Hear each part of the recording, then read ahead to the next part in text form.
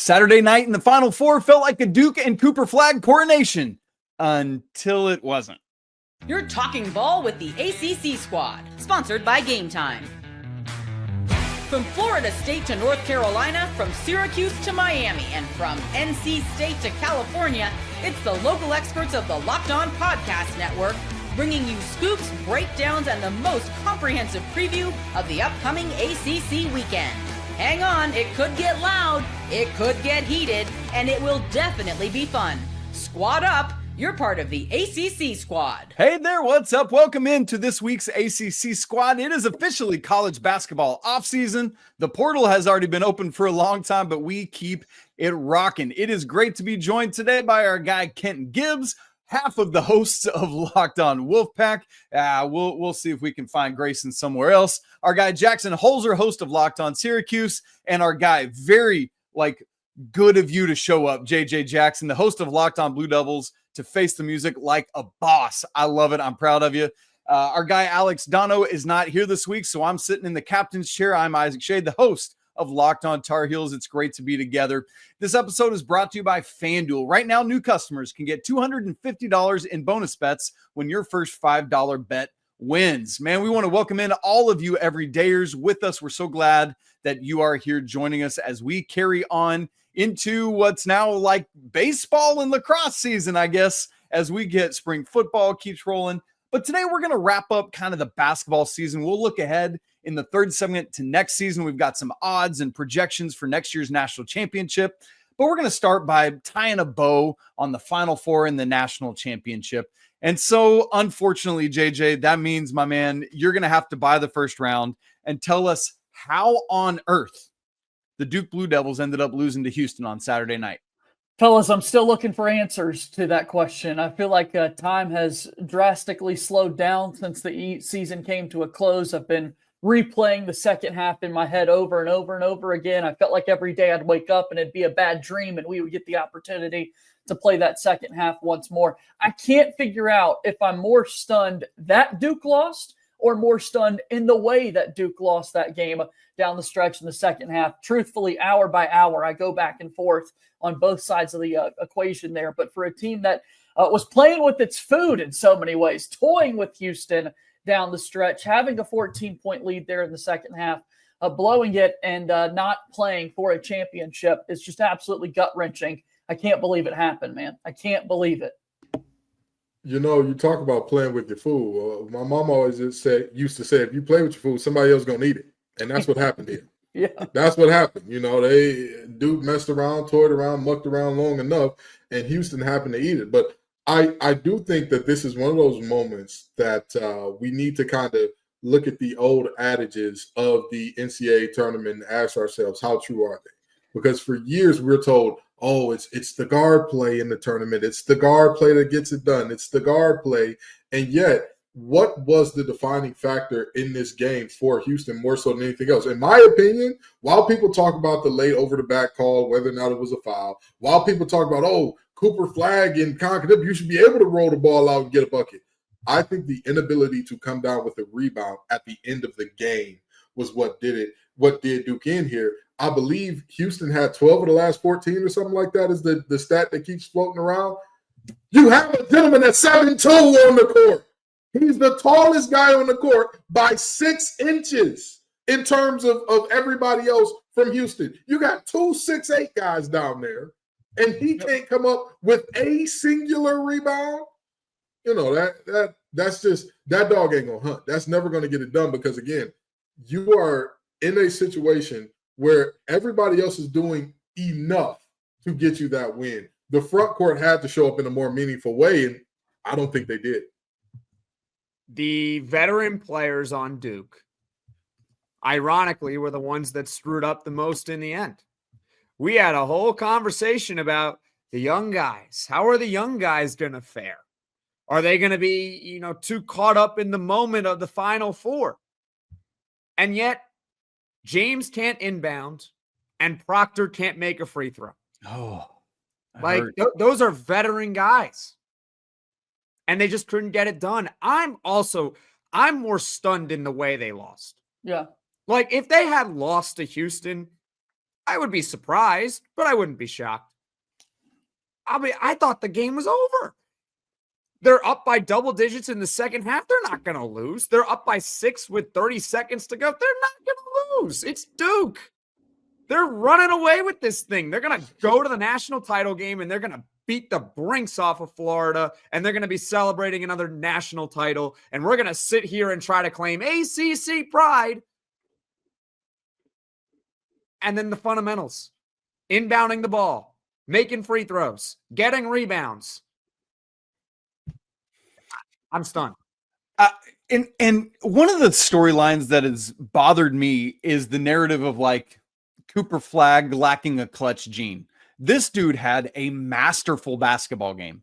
He missed a 10-footer with a shot at the national championship game on the line. That was not what cost Duke this basketball game. It was the 10.5 minutes before that where the Blue Devils couldn't hit a field goal outside of like the one Cooper Flagg 3 that I thought was a dagger, or the technical on JoJo Tugler that I thought was a dagger, right? It's like the inability to make a field goal for that long a stretch outside of the Cooper 3 from that right wing. It was befuddling to me. I'm stunned. JJ, how has that narrative been around the Duke fan base? Yeah, a lot of people are wanting to talk about that for sure. You think about what Cooper Flagg was able to do, making that 3-point shot with under 3 minutes to play. That extended the lead to 9. The very next possession, guys, if you recall, Cooper Flagg in help side doing what he does, blocks it 4 or 5 rows into the seats there, and you're like, okay, yes, this is it. This is going to happen. And then it just didn't. I think to your point, everyone wants to talk about those 10 minutes where it feels like a team is finally destined to once again score over 70 against Houston with how much success Duke had offensively. But down the stretch, they weren't running their pick and roll to Common Malawatch or to the big fellas that had been so successful throughout the postseason run. Con Knipple finished the game with just 9 shot attempts, which was incredibly criminal, and he kind of was no factor for Duke down the stretch after really carrying them through the first half plus of this basketball game. So just to not be yourself offensively is really what's stinging this Duke team the most. We're hearing numbers about, it's the first time in John Shire's career he had been 79-0 when he had a 10-point lead at one point. 79 of his 89 wins to this point in his career, he had a double-digit lead, which is crazy to think about. And in some odd way, guys, he has had to coach that frequently in these close type games. And so Duke started to take the air out of the basketball in the second half, and that was very, very, very clearly the wrong decision. Cooper Flagg did not choke. Yeah. Okay? Can we just get that? He didn't choke. He missed a shot. Yeah. Just like every college basketball player in the history of time, same thing with NBA guys, even the greatest of them all have all missed shots, even in the clutch. He missed a shot. He got a 10-foot shot at the rim. It was a good look. JJ, you would have taken that shot. If I would have told you before the game, if I would have told you before the game, they're going to be down 1 with like 10 seconds left, and Cooper Flagg is going to get a shot to basically win the game from 10 feet out from, what was it, the left elbow? Yeah. Would you take that? Yeah. He just missed it. Yeah. It happens. He missed a shot. It's unfortunate. It never should have come to that. Kenton, your face tells me you disagree. Hey, listen, I'm going to say this. The only fair criticism I've heard of Duke pretty much all weekend is that the bigs need to go see the Wizard to go get some heart, and that Cooper Flagg may be lacking the clutch gene. Clutchness is not just that last shot. Clutchness, 10.5 minutes, and all you can muster is 1 basket? What are we doing here? Oh, I'm sorry. This is, Cooper Flagg is just some random 18-year-old. He's an end-of-the-bench guy. He'll be back at Duke next year hoping to crack the rotation, right? No! We're talking about a number 1 overall pick. We're talking about a guy that people are having arguments or conversations. Is he generational? Generational don't go 10.5 minutes with 1 bucket. Not in college. Not against 6'8" bigs that are going to be playing in La Liga El Baloncesto next year. No. Sorry. That's not what generational does. I'm not saying that Cooper Flagg needs to put on a 30, 40-point show-stopping performance, but down the stretch, we have seen guys like, hey, what more do you want from them? I think you can ask a lot more than one made three in the last 10.5 minutes of play. I think that's fair to ask of a number one pick, a bona fide consensus number one pick, to where nobody's like, oh, yeah, well, there is this other guy that we should be looking at. I'm sorry. In my opinion, you need to close the game. You need to bring the game home. When I talked about the difference between Duke and Houston, I said both teams are very good. The difference is one team has Cooper Flagg and one team does not. And it didn't end up mattering in this one. He had 27 and 7, and he hit a three-pointer to put Duke up 9 with 3 minutes to go. I understand he's not perfect. He missed a shot at the end. You would like him to maybe do a little bit more in the end. How about, why are they giving up a three-pointer up 6 with 30 seconds to go? Hello? Defend the three-point line? Hello? How about an inbound? Was Cooper Flagg the one doing the inbound? Did he miss the free throw, or was it Tyrese Proctor? Other guys screwed up more than Cooper Flagg did. Cooper Flagg was the one who gave up the three. He was the one who gave up the three. Okay, and guess what? James couldn't inbound the ball, and Proctor missed a free throw.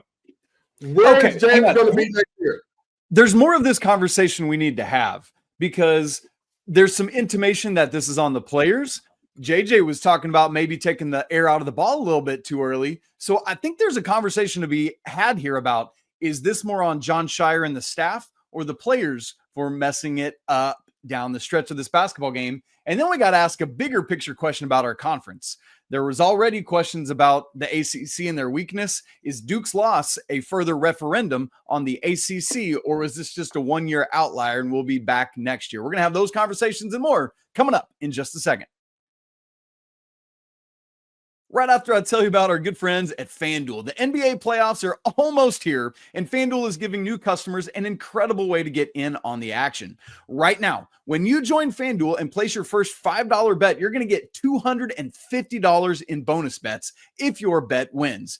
Man, I love how FanDuel makes betting so easy, whether it's picking my favorite team or diving into player props or whatever it is. From three-pointers to steals to assists, FanDuel has so many ways to bet your favorite player props. Plus, after the game tips off, you can even combine different live prop bets into a same-game parlay for a chance to win big. I was looking ahead at the 2026 NCAA Tournament Championship odds. Duke leads the way right now at FanDuel at plus 1,000, Houston at plus 1,200, and then another ACC team, Louisville. How about that? Tied for third with Purdue at plus 1,400. So, don't miss out. Head right now to FanDuel.com and claim your $250 in bonus bets today. All right. ACC squad, we're unpacking the Final Four. We're tying a bow on this thing. We sat here last week pretty sure that Duke was going to at least make the national championship, if not win it for this conference. And we sit here, and unfortunately, neither of those two things happened. We've had some different kind of intimations at who we lay this blame at the feet of in this game. JJ was talking just a minute ago about taking the air out of the ball a little bit too early. Maybe Duke geared down out of fourth gear, fifth gear down to first or second, maybe even park a little bit. Kenton Jackson maybe suggesting that this is more on the players. Which players? They're disagreeing on that. But that's the conversation I want to have. JJ, I want to go to you first because you're the Blue Devils expert. In your opinion, is this loss more on the coaching staff or the players on the floor? I think it's got to go to the coaching staff. I just feel like when you take a look at what this Duke team was able to do down the stretch in a basketball game like this, to make the decision to slow things down, to keep certain players on the floor who clearly didn't have it. I mean, Kaman Malawach was out there for way too long and was not in this basketball game for a variety of different reasons that are out there. Malik Brown was better at times. Caleb Foster had one of his best halves of basketball for Duke in that first half and wasn't given a chance in there. And then when it comes to the end of the game, yes, there were, the Sion James inbounding situation still is so painful. I never thought there'd be a world where we'd be talking about this, but draw something up to help us out a little bit here to get the basketball to somebody. Maybe put Malawach in there, who's 7'2", and as Kenton alluded to a little bit earlier, is taller than everybody, shoots it at a better free throw rate than Tyrese Proctor, by the way, by over 15 points at the free throw line, that is, percentage points, that is. So, I just, it's hard for me to go there. in terms of putting the full blame on the players. I understand the coaches aren't the ones out there missing the shots and doing these things, but I think John Shire would be the first to tell you this is one that's going to haunt him for the rest of his life. And no Isaiah Evans. He didn't get much of a chance there. Patrick Ngangba didn't get much of a chance. That was interesting to me as well. I was like, if we're not hitting, let's let Isaiah go chuck a couple from deep and see if we can knock a couple of those bad boys in. Go ahead, Kent Jackson. I'm sorry I cut you guys off. You're good. In a collapse like this, there's blame to go around for everybody. And I suspect folks are going to say, oh, that's the cop-out answer. But let's be honest here. This is one of the most massive collapses we have ever seen. Like, this is not something where we're just like, yeah, this is completely founded. This is a situation that happens all the time. No, historically speaking, there are tons of data points that make this loss an outlier. So, yes, there absolutely needs to be blame on John Shire for saying, all right, we're up. Let's kind of coast to the finish line. You cannot let the final clock beat other teams. I am telling you, as an alum and as a fan of a team coached by Dave Doran, I have watched him try it time and time again to ill effects. I am telling you right now, trusting the clock to beat your opponent is a terrible idea. Hopefully, Shire gets the idea now. But again, we cannot talk about most loaded team in the country.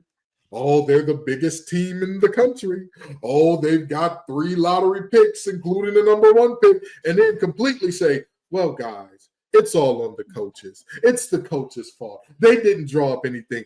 At the end of the day, at some point in time, if your big 7-2 behind can't grab me 1 rebound, I can't blame John Shire for that. If my number 1 pick goes 5 of 15 inside the arc, you heard that correct, 33%, 5 of 15 inside the arc, what am I supposed to do with that? What how much can I truly say, oh yeah, it's on your head coach there? And Kyle Knipple not getting enough shots, yes, that is on the coach. Yes, draw up more sets for your shooters, absolutely, sure. But again, that's on the players though, to know who to get the ball to. They got to do that. And that's what I mean. There is blame to go all around here. Yeah. Why was Proctor even having the ball in his hands in that moment? If, like you said, he's worse at shooting free throws than some of our bigs. Get his tail out the game. Cooper and Con were open, and he didn't pass the ball to him. Yep. Yeah. I look at this like it's like a big piece of pie here, and it's like, who's to blame? Yeah. I don't know. Why don't we just start cutting out slices and just honestly, I'm hungry. Let's eat. Everyone gets a slice of pie. You know, like hey, here's your pie as you're flying home from the Final Four. Like, here you go. Like, everyone deserves blame here. The coaches, like, hello, you have a 6-point lead with 30 seconds left. You need better instruction as to what you're supposed to do down the stretch. You know what's funny about Duke is they lost 4 games this year, and all of them came in pretty similar ways. Now you're not like blowing it like this, but all of them are late and close situations. That's how they lost each and every one of those games. How? It hurts. All the time. It's the players. Yeah. Who was it that said that it was because of the ACC or whatever that Duke wasn't battle tested? No, Duke got battle tested at times this season, and every time they got battle tested down the stretch, they folded. Every time. Look, I disagree with that. Their 4 losses were all close like that. They didn't blow it like that. They had games that were close that they won. That they ultimately there were games where Duke did what they needed to do. Sure. But you know what I noticed? I recall a Jalen Withers lane violation in the ACC tournament that helped squeeze out. Yeesh. But you blew that game too. But we won that one. But they blew it. But you know what I do know about this Duke team for a fact? You cannot be touted as the biggest, as the most talented team, and we completely absolve the players of that blame. You just can't do that. At some point in time, yes, the coaches can coach you up. Yes, they can tell you how to execute certain things. If you are 18 years old, that means you've been playing basketball for quite some time to be playing at Duke. If you don't know how to box out at that point in time, what are we doing here? If you don't know, and again, I wholeheartedly believe the over the back was super ticky-tack, especially for how physical the game had been allowed to be up to that point. I'm not a proponent of swallow your whistle in the last minute. I'm a proponent of let the last minute play out the way that you have the other 39. If you had a loose whistle, let the loose whistle rock. If you had a tight whistle, keep calling it tight. Be consistent. Agreed. But what I saw in this game was, again, a team that decided, hey, we've got this in the bag. players that looked too relaxed, and a Houston team that looked hungry. Every loose ball, every rebound, every time that ball was not in somebody's possession, Houston Cougars were fighting, scrapping, and clawing. And it seemed like Duke didn't have any interest in getting in that fight. So, you know how I mentioned how a lot of people deserve a piece of the blame pie? Yeah. All right, we're not giving it. The refs don't get any of the pie. Like, I don't want to hear about the refs. The ref this, the over the back this, the over the back that. Guess what? You had a 6-point lead with 30 seconds left. You had a 9-point lead with 3 minutes left. I don't care if the referees were wearing Houston gear saying, "Go Houston Cougars. We're all Houston alums, and we're going to keep giving NIL money for eternity to make us win this game." That would have been something. That would have been something. You still got to find a way to close the game. Like, I don't care about an over the back call. Like, I really don't. So the refs, to me, they don't get any blame pie. There were also the two blown out of bounds calls that were clearly off of. There was the one, was it off of Knippel's foot? That was clear, that went back to Duke. And there was another one off of somebody's fingertips, off of Duke player's fingertips, that went back to Duke as well. So it's like, we're going to find those. And anyway, it's just unfortunate that over the back was in such a critical moment. Yeah, and then the Houston fans are complaining about a goaltend that happened in the first half of the national title game. Thinking, hey, if we counted that thing, all of a sudden, everything would play out the exact same way. So really, we tied. I just wanted to add one stat for context here that I've been going to over and over and over again this week. And Duke's the only team to have an NCAA tournament game with a higher field goal percentage, more free throw attempts, more assists, fewer turnovers, and more steals than their opponent, and yet still lose. Teams had been 335-0 prior to that. Painful. 335-1. That's a pretty good win percentage, but not zero anymore. Well, JJ, we applaud you for coming and dealing with all the smoke here. I know that's not easy to do as you unpack this historic season that ended in an We'll be back. Do what? We'll be back. We will. I saw Nick Bird from San Diego State say that and transfer 2 days later. So we'll see what happens with that. Okay, boys. All right, boys. We got to look at what this means for the ACC. Is all of this a referendum on our conference? And how are things going to look this year? I think we're off to a better start in the transfer portal. But, man, we got to go out and do it on the floor. That's the conversation we're going to have as we come back. Stick with us.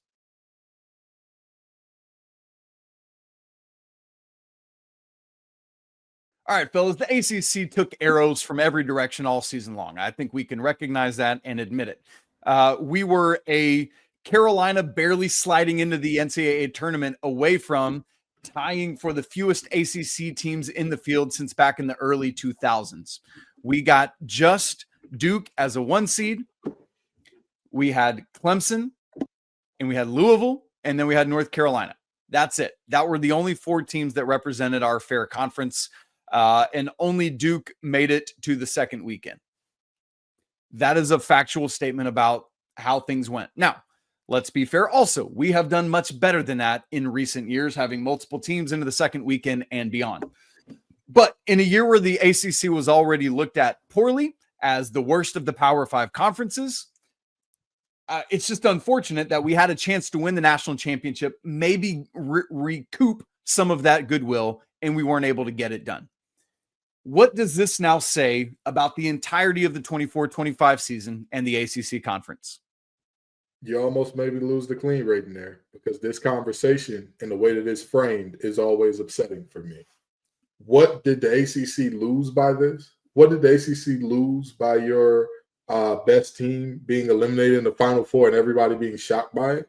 Nothing.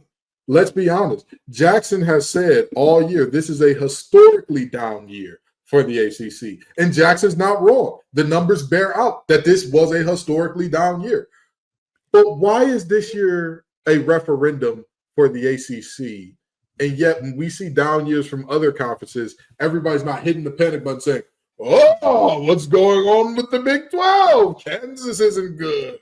Houston got eliminated a little earlier than we thought. Oh, they must be terrible. Huggy ain't coming back, and Press Virginia ain't walking through that door. The Big 12's terrible now. It's only us that get this. When the SEC was irrelevant at basketball for damn near a decade, nobody said, oh, wow, look at how bad the SEC is, all those teams, and how many. Because it was expected. It was expected. But that to me is not fair. It's not fair to judge by these different metrics of, oh, well, we expect you to be good. Therefore, when you perform like everybody else performs, you're the bad guys. Nah, I don't like it. I really and truly cannot stand it. And again, if you're going to take this on a year-by-year basis, I'm fine with that. But do that for every team and every sport. So next year, when bowl season, the playoff season comes around, let's make sure we keep as close of an eye to say, well, wait a minute now. The SEC or the ACC only finished at a 56% win percentage in the tournament. How lowly of a conference they are. Okay, sure. But let's make sure we do that for everybody else. Because if we did that for the SEC in the playoffs last year, Tennessee suffered one of the worst blowouts in all of the playoff last year, if I do remember correctly. How many games did Georgia win last year in the playoff? If anybody has the numbers on that. Oh, so in the national championship, I'm sure there had to be 2 SEC teams, correct? There had to be, right? No. Well, it seems like there's one, Actually, and it was that new school in a national title game that wasn't in a conference. Oh, okay. All right. So, and the other was an go. SEC newcomer, by the way. So again, I think it's very interesting how, again, only we get this look of, oh, you had a terrible year. You're a terrible conference now. You'll be terrible for the rest of eternity. Knock it off. Every year is a year, but it is different. Every year is year by year. I have been saying all year, I've been pretty consistent that Duke is an outlier to what is a terrible ACC in 2025. That doesn't mean the ACC is going to stink next year. In fact, look, it could always be worse, but like, is it really going to be as bad next year in the ACC? I mean, have we looked at what Louisville's doing in the transfer portal? I mean, Louisville's like crushing it right now. Yes. Year 2 impact Kelsey. Like that team might be preseason top 5.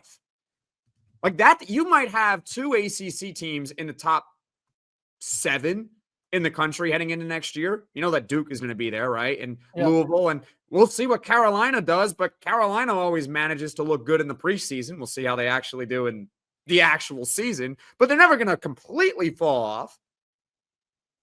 Notre Dame has a good recruiting class coming in. Marcus Burton's back. Virginia's got a new coach. I don't know. I think the ACC could be pretty good next year. I wouldn't be surprised if they get 6 to 7 teams in the NCAA tournament again. I mean, it was a bad year. It was one bad year. It does not mean that the conference is going to stink for the rest of eternity. Well, to that point, let's look at John Rothstein has put out his way too early Rothstein 45, where he preseason ranks 45s. And let's be honest, that this is a completely futile effort at this point in the season when everything's completely in flux. But guess what? It gives us content to talk about it. So talk about it we must, boys. Here we go. There are 5 ACC teams in this top 45. Duke comes in at number 3 behind Houston and Purdue. Louisville sitting at 19, North Carolina at 24, Notre Dame at 41, and SMU at 43. How about the Mustangs, baby, coming in and doing it in football and basketball a little bit. Crazy stuff. Look, the ACC, if we're going to be the ACC in the top 45 of the nation, needs to have 7, 8, 9, 10 teams. Like, that's where we need to get to. And whatever's going to happen on the court's what's going to happen on the court. But the rosters need to be such that the predictions ahead of the season would be like, those are solid teams, and we got to have them in our top 45. Preseason expectations matter. They matter over the course of an entire season. I'm not saying it should matter, but they do. But they do, because if you are perceived to be really good, you got to prove to people why you're actually not good. And people will make every excuse in the world to say, hey, they're still good, right? But when you're not projected to be good, you got to do so much more to prove that you belong. That's good. Yeah. Like that. It's just the way humans work. I'm not saying whether it's right or wrong. In fact, probably is wrong, but that's just how humans work. So you got to beef up these rosters. I mean, I also like what Miami's doing in the transfer portal. Catch what they're getting some studs too. They also got a new coach. Yep. Who's not going to be bottom 3 in the ACC next year? I can assure that. That's right. They're not missing the ACC tournament. No, they're not baby. missing it this year. Now, Boston College, yeah, they're probably still going to stink. But, who was the other team that missed it? The Fighting Hey, Blue worry about yourself. Worry about They're not yourself. going to be bad either. I actually didn't remember at the top of my head. But they're going to be better, too. Let me tell you something. You talk about the rosters being better, Isaac Shade. How about the fourth best high school recruit in the history of NC State just committing? How about it? How about going in the portal and filling multiple must-fill gaps on the team that objectively, when Coach Keats left, when Coach Keats was fired, rather, let me not say left. When Coach Keats was fired, a lot of players left. That turnover, that's what you expect. Sure, but you talk about rosters getting better and all this preseason expectation and all that. The one thing that I will say I love about college basketball and I'm jealous of that college football does not have. For as much as people hate the Ken Palm rankings, at least they have some semblance of, well, everybody doesn't play everybody, but this is the closest we could get with the information we have. I remember there was a year, not too many years ago, where I believe it was the Sun Belt Conference beat multiple teams in the Big 12. They beat a team that played in the Big 12 championship, a middle-of-the-road Big 12 team, and a bottom feeder. But all three of those teams were mirror images in the Sun Belt. One of the teams that won was in the Sun Belt Championship in the Louisiana Raging Cajuns. One of them was middle of the road. One of them was terrible. And so there's at least a reference to say, well, wait a minute. Are we overestimating how good we think these teams will be?